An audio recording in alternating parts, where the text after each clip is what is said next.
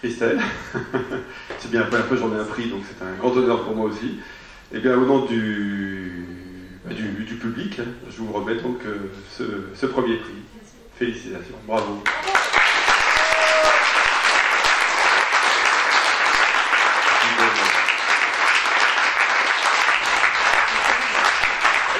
Bravo à vous, puis je vais juste vous présenter. Bonjour, bonsoir. Je suis le président de l'association Verdon Solidaire pour cette année en fait. On a un système avec un président qui change tous les ans. Une année c'est un consommateur, une année c'est un agriculteur, donc je suis l'agriculteur.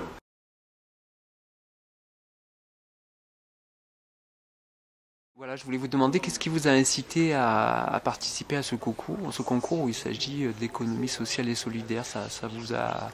Mais justement, moi j'étais un peu sceptique au départ et en fait sous le conseil de mon accompagnateur de G04, il m'a dit Christelle, tu devrais quand même participer, ton projet il a certaines valeurs qui sont défendues par l'économie sociale et solidaire, donc tu devrais essayer de participer au concours. Donc voilà. Et donc l'économie sociale et solidaire, ça, vous faites comme Monsieur Jourdain, vous la faites, mais vous n'y étiez pas forcément consciente de ça.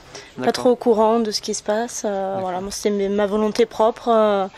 J'ai un fort attachement à l'écologie et donc je vais développer mon activité en fonction de mes centres d'intérêt, mais je pensais pas que ça pouvait avoir affaire avec l'économie sociale. Et aujourd'hui, vous vous êtes senti décalé ou au bon endroit?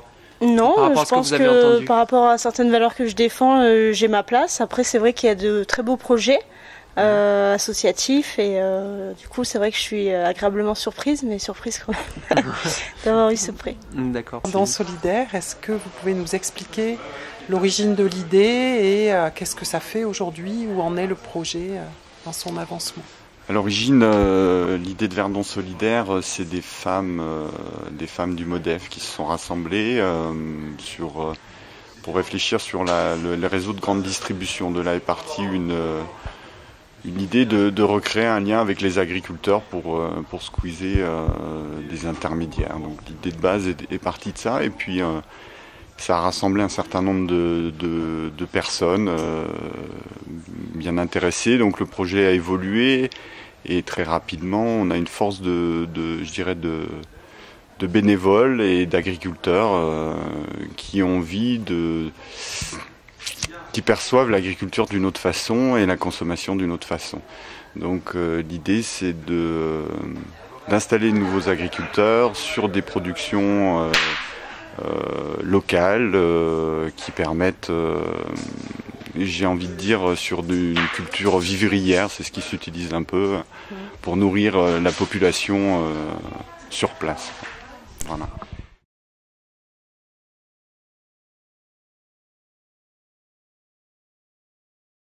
Qu'est-ce qui a fait que vous vous êtes senti de l'économie sociale et solidaire, ou est-ce que c'était d'autres motivations qui vous ont fait participer à ce prix?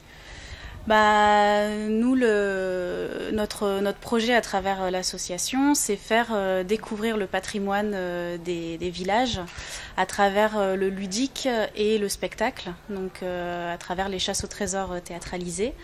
Et donc ça touche à l'économie sociale et solidaire dans le sens où ce qu'on essaye de faire, c'est créer du lien, que ça soit au travers des acteurs locaux qui sont donc les artisans, les producteurs, ensuite faire découvrir tout le patrimoine bâti.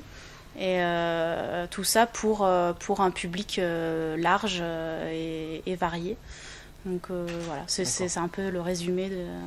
Donc vous pratiquez déjà l'économie solidaire en vous associant entre associations pour réaliser des choses. Voilà, par exemple. Ouais. Nous, notre association, on participe sur les projets de 3-4, sur les chasses au trésor, en venant photographier quand il y a besoin, en apportant notre savoir-faire théâtral pour tout ce qui est mise en scène des comédiens, etc. On vient en tant que comédien. Et puis là, comme on avait filmé quelque chose au trésor, donc c'est naturellement qu'on est venu à faire cette vidéo.